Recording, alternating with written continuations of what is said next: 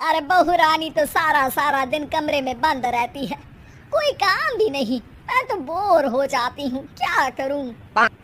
तभी मीना की सहेली रीना उससे मिलने आती है।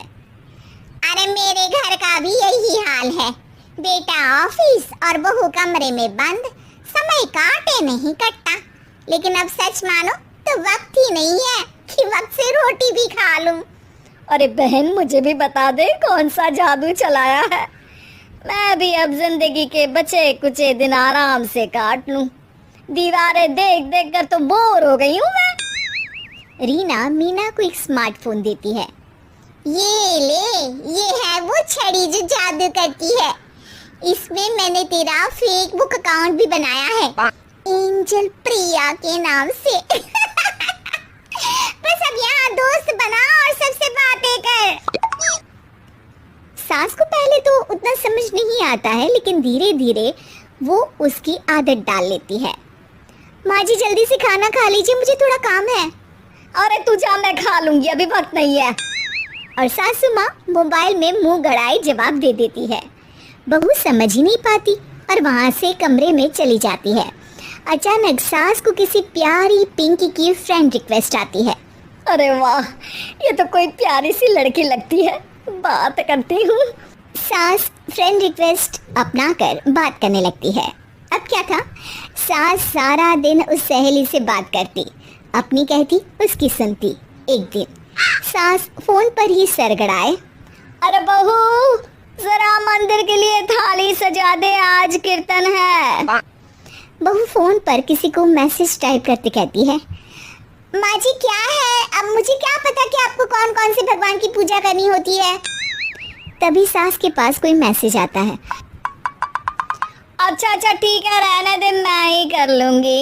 अब मैंने मना थोड़ी ना किया है, कर देती हूँ मैं। अब मैंने भी बोला ना कि थोड़ी देर में बात करती हूँ, तो मैं ही कर लेती हूँ, तू जा अपने कमरे में। बहू वहाँ से चली जाती है।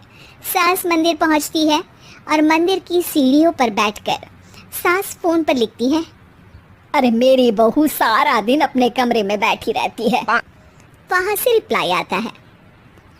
मैं आपकी बहू को तो जानती नहीं हूँ, लेकिन हाँ एक बात है, हो सकता है आपने उसे ताने दिए होंगे या फिर उसका दिल दुखाया होगा।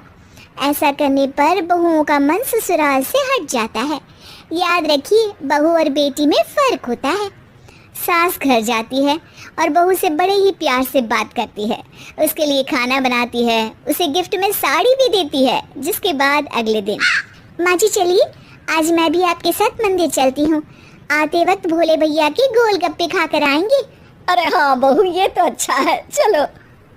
सास मन में सोचती है कि उसकी फेसबुक वाली दोस्त कितनी अच्छी है।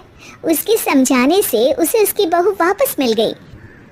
वो बहू को अपनी दोस्त के बारे में बताने का सोचती है, लेकिन फिर चुप हो जाती है।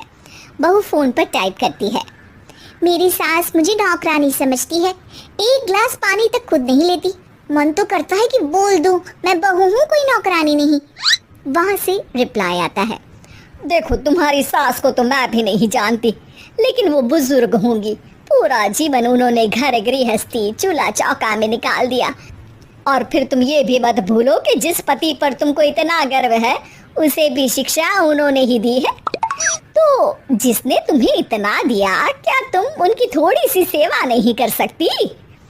बहू भी अगले दिन से सास का सारा काम करती, उनके पैर दबाती, उनका ख्याल रखती, उनके साथ घूमने जाती। एक दिन सास, बहू ये लो मेरा हीरे का हार। पहले तो सोचा था कि अपनी बेटी को दूंगी, लेकिन आज जब मेरे हाथ पैर में दर्द था तो तुम मेरा साथ दे रही थी। समय पर खाना पानी देकर तुमने ही मेरा बुढ़ापे में साथ दिया। उसके हिस्से का बहुत कुछ मैं उसे दे चुकी हूँ, लेकिन ये अब तेरा।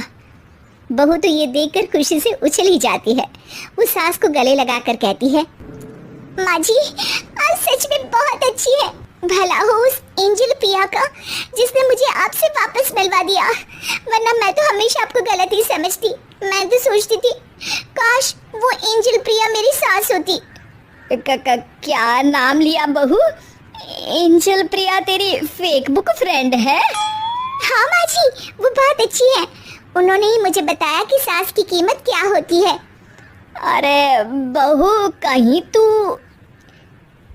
प्यारी पिंकी तो नहीं? जी माँ जी, मैं ही हूँ प्यारी पिंकी। क्यों? सास बहू को गले लगाकर कहती है।